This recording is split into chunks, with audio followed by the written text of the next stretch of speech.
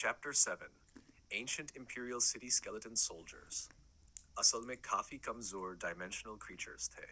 उनकी स्पीड बहुत स्लो थी, स्ट्रेंथ बस एवरेज और कॉन्स्टिट्यूशन तो और भी कमजोर। स्कूल में यह सिखाया जाता था कि उनसे कैसे निपटना है। कोई भी नॉर्मल हाई स्कूल स्टूडेंट जो कल्टीवेशन में बहुत खराब ना हो, आसानी से एक दो स्केलेटन सोल्जर्स को संभाल सकता था। हालांकि जोवेन ने कभी असली स्केलेटन सोल्जर से लड़ाई नहीं की थी, फिर भी वो पहचान गया कि वे विगर एंड से भी कमजोर है। उसे एग्जैक्ट स्ट्रेंथ या कॉन्स्टिट्यूशन का अंदाजा नहीं था, लेकिन स्पीड ज्यादा से ज्यादा 3 थी। जोवेन ने ब्लड कलर्ड एवाटार को कंट्रोल किया। स्केलेटन सोल्जर ने क्लब से वार करने की कोशिश की, लेकिन उसकी स्पीड इतनी स्लो थी कि उससे पहले ही एवाटार ने उसे चकनाचूर कर हड्डियों का ढेर बना दिया। टिंग! टूटी हड्डियों के ढेर से एक डायमेंशनल क्रिस्टल हिकन से देखने पर पता चला कि ये सोल्जर क्रिस्टल है। Primordial energy skill crystal drop होना बहुत रेयर होता था। इतनी जल्दी एक मिल जाना वाकई लकी होना था। दुर्भाग्य से स्केलेटन सोल्जर का प्राइमोर्डियल एनर्जी स्किल सिर्फ थोड़ी स्ट्रेंथ बढ़ाता और बहुत ज्यादा पावरफुल नहीं था। आमतौर पर इसे लो रैंक 1 स्किल माना जाता था। जोएन को स्कूल की पढ़ाई याद आई और उसे थोड़ा डिसअपॉइंटमेंट हुआ। जैसे ही एवाटार ने क्रिस्टल उठाया, वो ग्रे स्ट्रीम में बदलकर एवाटार के शरीर में समा गया। उसी पल जोवेन को भी फोन से एक ठंडी ऑरा अपनी थैली से होते हुए पूरे शरीर में घूमती महसूस। उसके अंदर एक अजीब प्रिमोर्डियल एनर्जी सर्कुलेशन पैथ बन गया।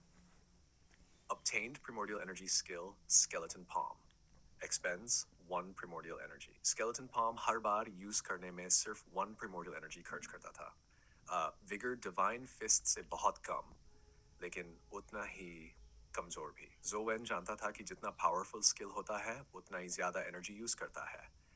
1 एनर्जी खर्च करने वाला स्किल जरूर कमजोर होगा। स्किल को टेस्ट करना कन्वीनियंट नहीं था। सेट। इसलिए उसने एवाटार को एंशंट इंपीरियल सिटी में और अंदर भेज दिया। जोवेन को समझ नहीं आया कि असलियत में गाइड एंशंट सिटी को गेम में एंशंट इंपीरियल क्यों कहा जा रहा है।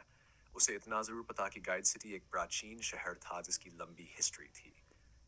प्राचीन समय में इसका नाम शंक्षु भी रहा था। इसकी कहानी मिथिकल 3 सॉवरेन्स और 5 एम्परर्स के जमाने तक जाती थी। कहा जाता था कि एम्परर जुआनसू ने कभी यहाँ राजधानी बसाई, बाद में डिचू चला गया। 3 सॉवरेन्स के नेता सूरन यहीं पैदा हुए थे।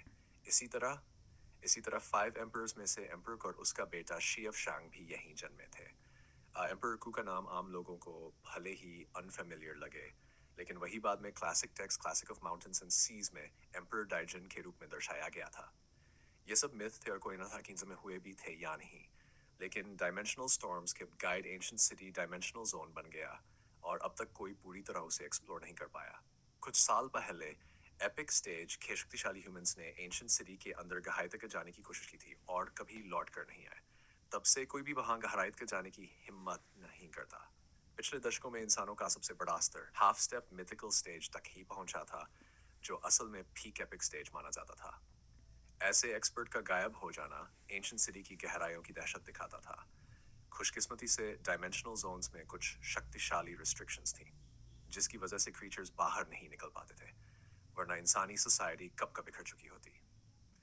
जोवेन ने म्यूटेटेड विगर एंट को समन किया और उसके साथ एंशिएंट इंपीरियल सिटी की गहराई में घुस गया।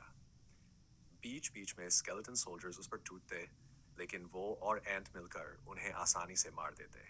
लेकिन पहले एनकाउंटर के बाद किसी और स्केलेटन सोल्जर से क्रिस्टल नहीं गिरा।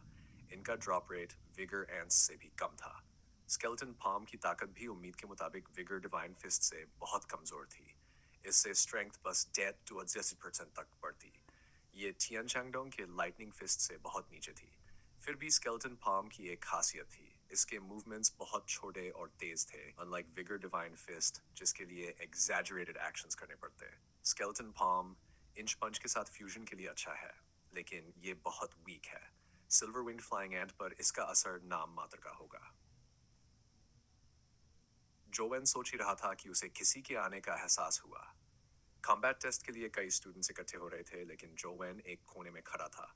जो भी उसके पास आता, जाहिर था कि वही उसे ढूंढ रहा होगा, क्योंकि स्केलेटन सोल्जर्स बहुत ज्यादा नहीं थे और म्यूटेटेड विगर एंट उन्हें संभाल लेता था। जोवेन ऊपर देखकर आने वाले को देखने लगा। पहले उसे लगा कि शायद लीशवान होगा, लेकिन देखकर वो हैरान रह गया। वो अंजिंग थी, जिसे उसने तब से नहीं देखा था, जब उसने उसे एक वार में हरा दिया था। अंजिंग मॉडर्न डेफिनेशन की ब्यूटी नहीं थी। ना शार्प चिन, ना डबल आईलिड्स, ना ऊंची नाक की वो क्लासिक ब्यूटी लगती थी। छोटी नाक और हल्की गोलाई लिए चेहरे पर एक मैस्कुलिन सी हवा थी। उसकी आंखें बिल्ली जैसी थीं और नजर तेज और कमान करने वाली। वो फेंगरोक्शी से लंबी थी और लगभग जोवेन की बराबर। इतनी लंबाई किसी लड़की को दबाव वाली प्रेजेंस देती थी।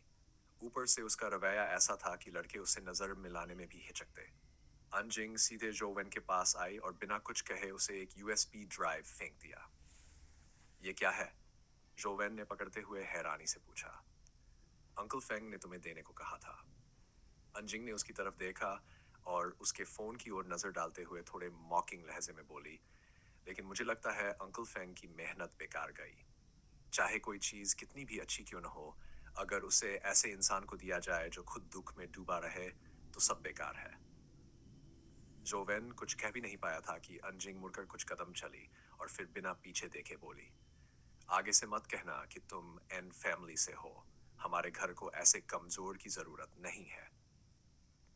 ये कहकर अंजिंग चली गई। वार्निंग जोन से बाहर निकलकर वो मिलिट्री लाइसेंस प्लेट वाली गाड़ी में बैठकर निकल पड़ी। जोवेन कुछ पल गाड़ी को जाता देखता रहा, फिर धीरे से सिर हिलाकर बुदबुदाया, मैंने कब कहा कि मैं तुम्हारे फैमिली से हूँ? मैंने तो कभी उनकी शान में हिस्सा लेने की सोची भी नहीं। शायद वो लोग ही ज्यादा सोच रहे हैं। उसने यूएसबी ड्राइव पॉकेट में रख ली और एंशिएंट इंपीरियल सिटी डंजन में स्केलेटन सोल्जर्स को मारते हुए ग्राइंड करता रहा। भले ही कुछ खास ड्रॉप न मिला हो, लेकिन वो एंशिएंट सिटी के एनवायरनमेंट से धीरे धीरे फेमिलियर हो रहा था। स्कूल ने स्टूडेंट्स को जो मैप और जानकारी दी थी वो बस नॉर्थ गेट के आसपास तक ही सीमित थी। एक तो मैप अधूरा था, दूसरा इसलिए कि स्टूडेंट्स बहुत अंदर जाकर किसी मुसीबत में ना पड़े।